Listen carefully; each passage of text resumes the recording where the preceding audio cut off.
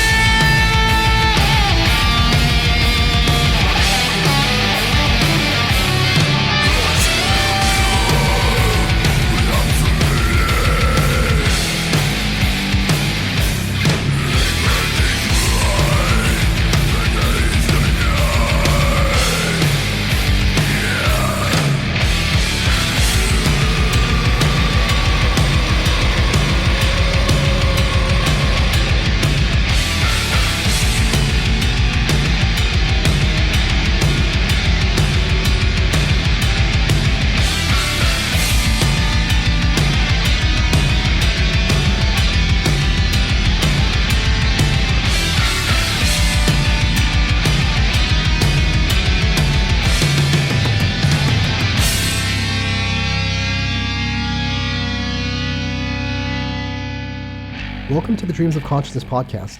If you'd be so kind, would you mind introducing yourself?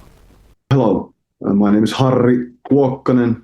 I'm the vocalist of Hooded Menace. And Harri, you've been on the podcast once before. In 2021, we spoke about the previous Hooded Menace album, the Tritonus Bell. Would you like to catch everyone up on what the band has been doing since then, since 2021? Well, basically, it's just been everything we've done has been revolving around the album that it will be released in a couple of days. Lachrymose Monuments of Obscuration, as we haven't been playing any gigs since 2018. So when the previous album, the Tritonus Bell, came out, we were already on a non-gig phase of the band. So it's been just writing the new songs and eventually recording and now putting them out. So the last time we spoke, you described Hooded Menace as classic death doom. Do you feel that's still true with this album and the previous album? Do you feel that you're still in the realm of classic old school death doom? Well, yeah, the core is still death doom, and but of course, already on the previous album, we introduced some traditional heavy metal elements, like 80s heavy metal elements, to our music as well. So I think we've continued doing that, exploring the possibilities of combining these different aspects of metal. So yeah, it's still death doom band, but I think we have a little more other influences in the band still. So the last time we spoke, we had a very in-depth conversation about the history of Hooded Menace and how you personally became involved with the band as the vocalist, as well as the way the band writes songs, the way Lassi writes songs and distributes it to the rest of the band. Is most of that still the same? Is Lassi still handling everything on his own and you guys hear the songs when they're completed? Yeah, it's still the same. It's his way of doing things. Of course, sometimes he might give us a little peek, like sneak peek of what is going on, like sending a song that isn't like fully finished, but it's not like he's getting feedback from us or anything like that. Just like showing us the process. So yeah, it's been the same. He wrote the new songs during 2022, 23, 24, and late last year we started recording them.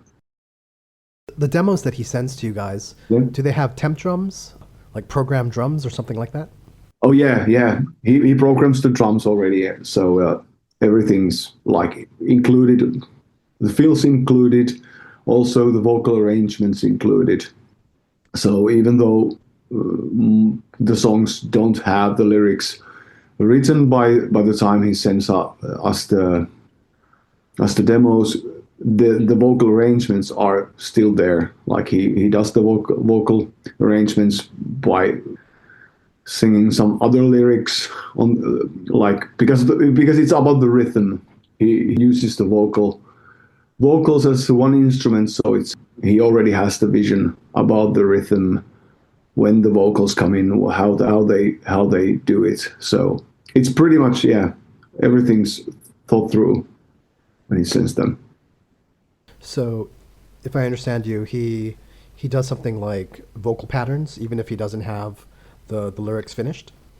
Yeah. He might just like make some lyrics that won't end up being the final lyrics, just like some words that have the same patterns, like rhythmic patterns and stuff like that. So yeah.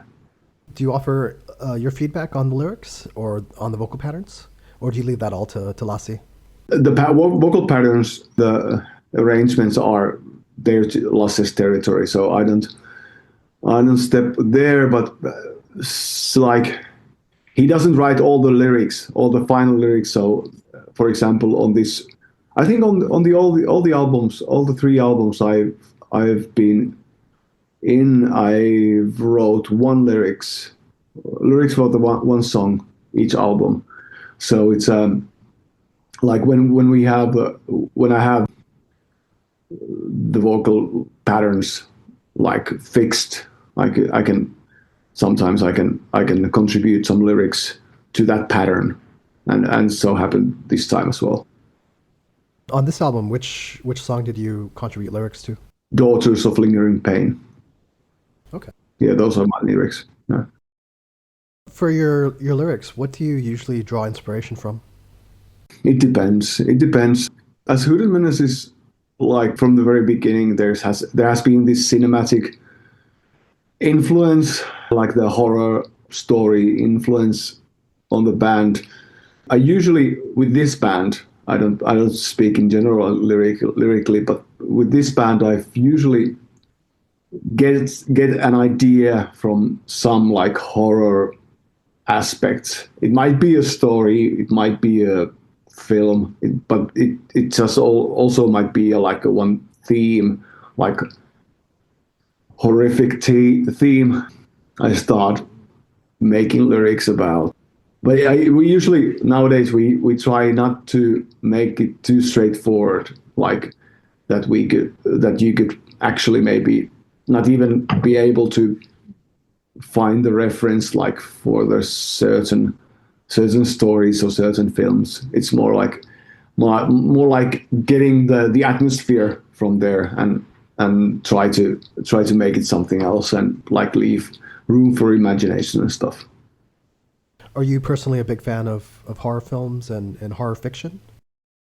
Not like a big fan. I enjoy some, but it's not like I'm a. It's not my hobby that I go through horror films or something like that. I enjoy some, but like with this band, it's obvious that gotta have to like have to look into that direction to find the right mindset. Right. Lassie had a concept in place already. Well, yeah, for the band, it's been like I think it was kind of first two albums were such movie centered themes like throughout the albums. So after that, it's been more like developing it from there. Like we haven't the band hasn't had so straightforward horror movie references since the couple of albums, but we still have some things we want to have still have, like for example it's kind of a it's a thing that we with the every album we should have at least one blinded movie series inspired lyrics for one song at least.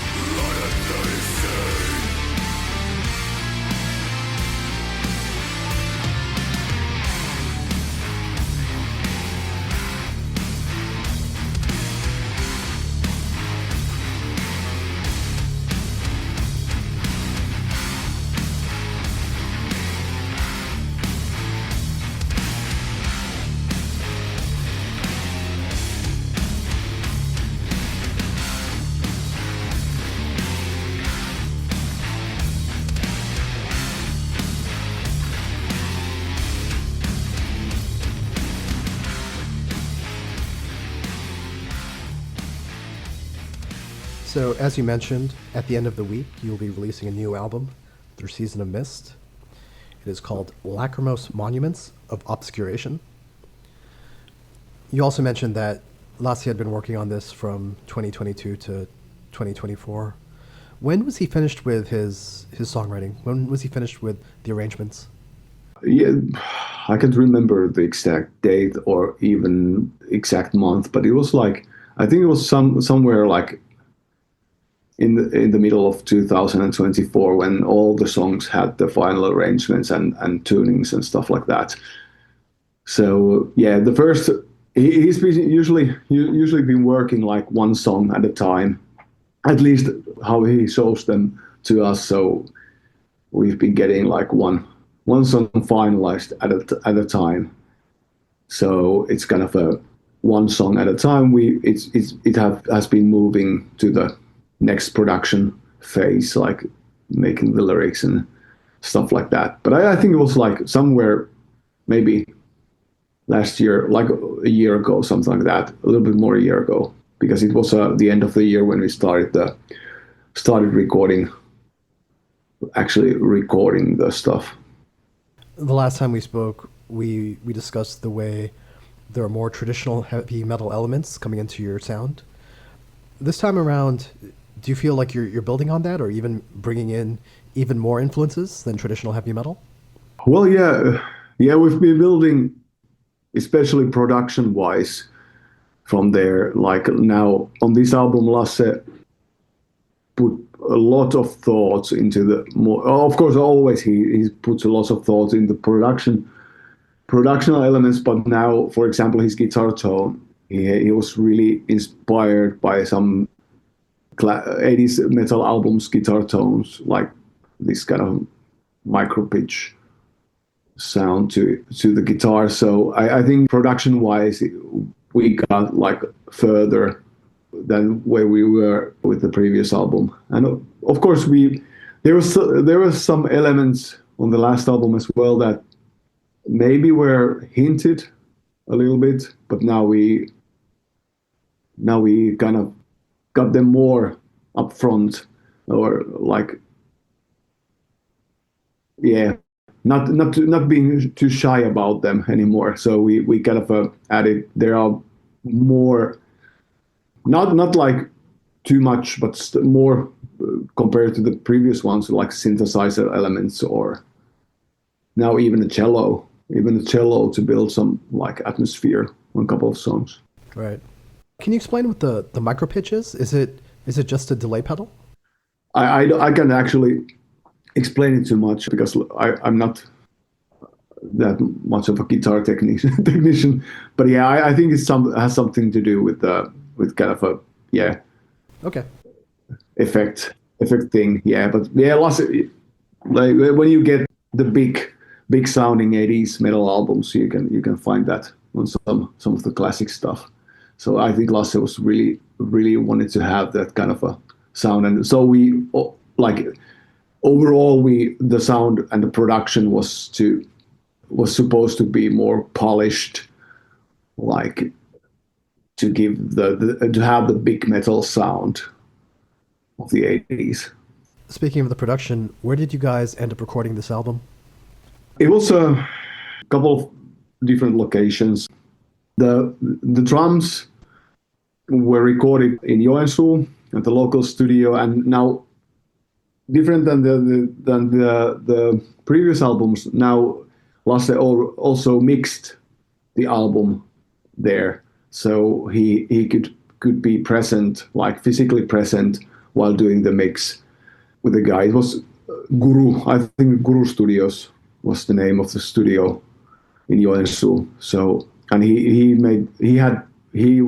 recorded the guitars by himself, and they did the mixing there. I recorded the vocals here in Helsinki, just like the other times as well. Now just with the different people, and like 80% of the vocals were recorded just by myself. Do you have a home setup, or do you go to a studio to record your vocals? It's not a home setup. I have this kind of a easy to move mobile stuff. So just find a place. I found a pretty nice, this kind of auditorium, sort of nice acoustics, like hall that I could do those vocals in Helsinki. So I went there. It was a Finnish Independence Day. That's why I remember it was like a national holiday in the middle of the week. So I could like lock myself into the building that usually has lots of people working there, but that was like totally empty then, and I could just work my vocals there. I think I did like 80% of the vocals on the very same day. Like, I don't know how, 6 hours, 7 hours, something like that. So I just need to clarify something.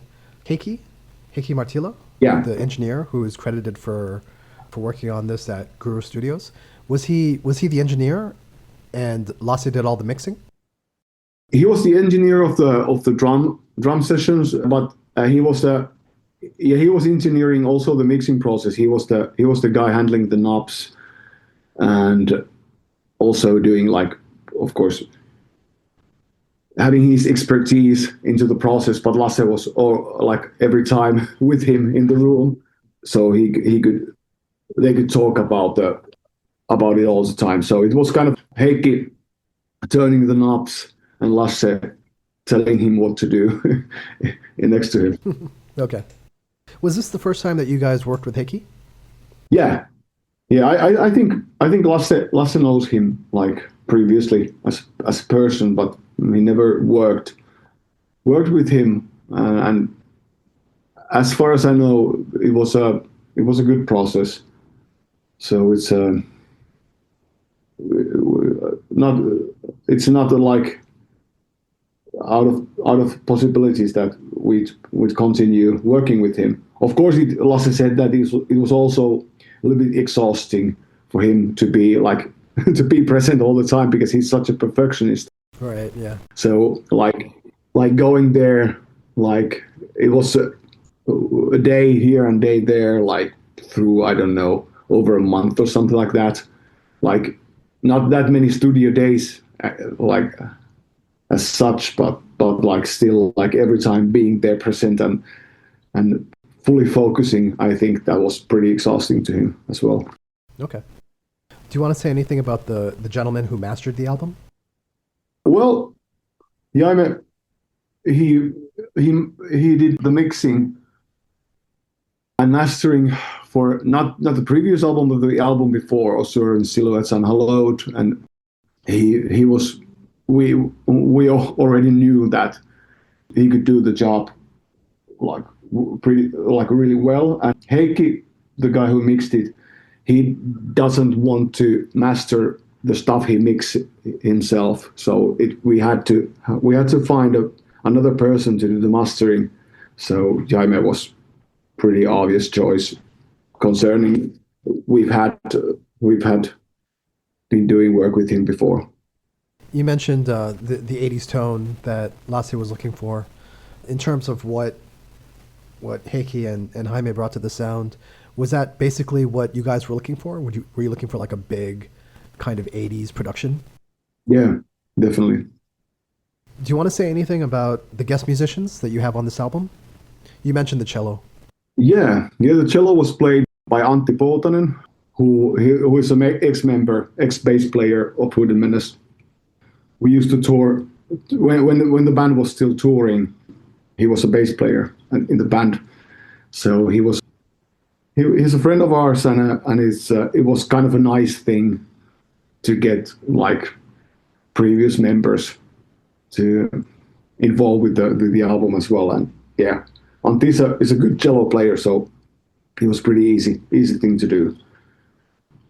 And for the other guest, John McNulty from the band called Colt's Blood, he's a friend, and we've been like having contact with them, played together with Hooded Menace, and I've played with Colt's Blood with my other bands in the past too. So we've had this kind of a connection with Colt's Blood, the band, previously, because on the other previous two albums we've had their guitar player Gemma doing the guest spoken word. But now on this album, we had a song that we didn't need the female voice, but the male voice to do the spoken word instead. And we, of course, we again wanted to do someone like native speaker to have a proper accent and the right voice to do that. And we knew that John has this theatrical, powerful voice. So we just asked him, and he was kind enough to do the favor. Was John's spoken word on that last song the kind of anathema sounding vocals? It's just the spoken word, like the low spoken word part. It's the last song, but I don't know if you're referring to the couple of really like tiny parts, like the lamenting. Yeah. That's me. Oh, wow. Okay. Yeah. So on the last album, you guys did a couple of surprising covers, Wasp and Judas Priest. This time around, you did another surprising cover. Do you want to say which song you picked? Yeah, we picked Duran Duran, song called Save a Prayer. And it's kind of a old favorite of Lasse, like since like being like the last 40 years or something like that. It's all that his sister had the tape. I think his bigger sister had the tape, and the tape of Rio, the Duran Duran album, which has that particular song. And as he was like 10 years old at that time, being the metal kid, he couldn't do that like publicly, but he used to sneak into his sister's room and get the tape and to listen to it like secretly. And he's been digging that particular Duran Duran album all these decades, and I kind of had the idea that maybe he would like to do the cover sometime. And when he did the demo for it, it's kind of clicked right away, because like we all realized that it sounded like a Lost Paradise Lost song or something like that. Yeah, exactly. Yeah. So it was kind of as Paradise old like early Paradise Lost is also one of our like big influences. It felt like we were doing like a cover version of both two bands. Like we're doing cover Duran Duran, in a way covering Paradise Lost at the same time. So it was kind of a cool thing to do.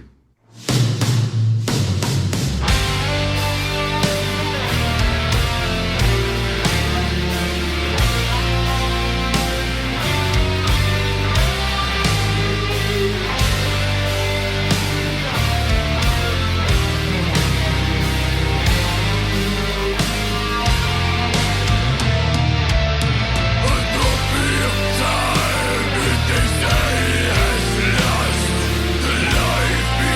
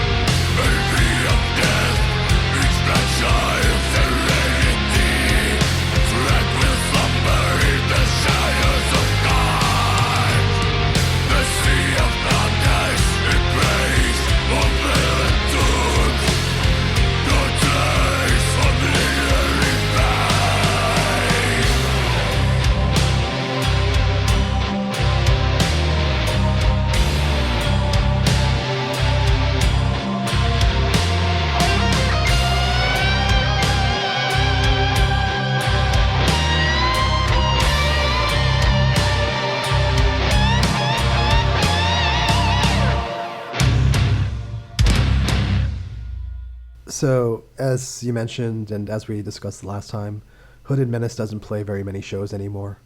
Do you think you might pull something out for the end of the year, or maybe next year? Well, it's not very likely that we will play any gigs because we haven't been playing since 2018. It's already been more than 7 years now. But yeah, it's not like we've decided we will never play gigs anymore. But it's like I can promise for sure that it won't be happening this year. Okay. If it ever happens, I think it will be a little bit further ahead. But yeah, you never know. But like at the time being, it's very unlikely thing right now. Okay. So, by the time people hear this episode or watch it on YouTube, Lachrymose Monuments of Obscuration will be released through Season of Mist Records. Please tell everyone how they can order the new album. What's the best way to get it? Well, the obvious choice is to go to the label website, Season of Mist. Our label, they have both web stores in the US and outside the US. So that's a safe place to order it. They have like a ton of different kind of merch for the album as well, different variations of CD and vinyl, be the colored vinyl or whatever. And yeah, and I think many distros and record stores have the album as well. We have or Lasse has this kind of a big cartel website, the Eyeless Horde Productions, that you can sometimes look up some merch or records Lasse has in his collection. Also, like sometimes some of these other bands like Phlegethon or something like that. Maybe some copies end up there as well. But yeah, I would say that the label is the easiest way to get all the different versions of it, unless you have a local distributor, local record shop that has the album. Of course, pretty much I like to support the local record dealers. That's a good way to do. But yeah, and also we have copies in our Bandcamp too. But yeah, it's pretty much the same as ordering from Season of Mist directly. Do you want to say anything about the vinyl variants that Season of Mist created? I think there were originally 4, but 2 are sold out now, right?